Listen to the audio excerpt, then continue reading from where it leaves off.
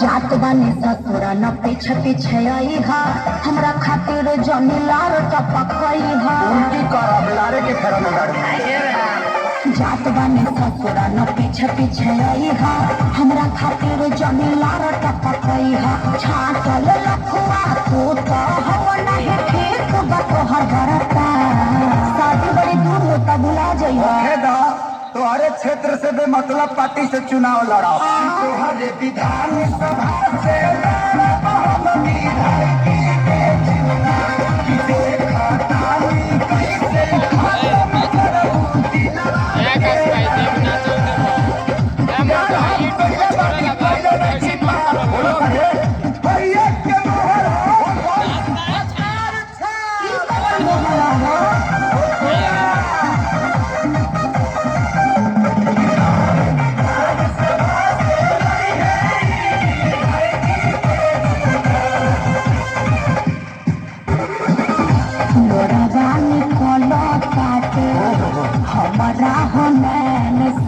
लागता के रहे न देव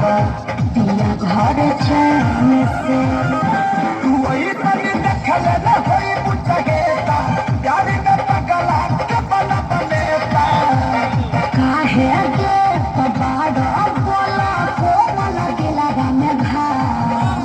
कृपया अपना कीमती वोट देकर मुझे विजयी बना कि तोहरे विधान सभा से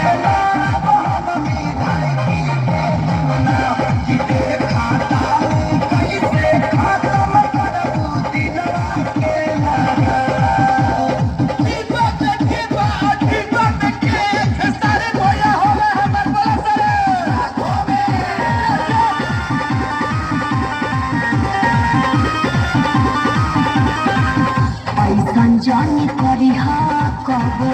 बाटेरी का बेस्ट हो शादी करके अपन लाइफ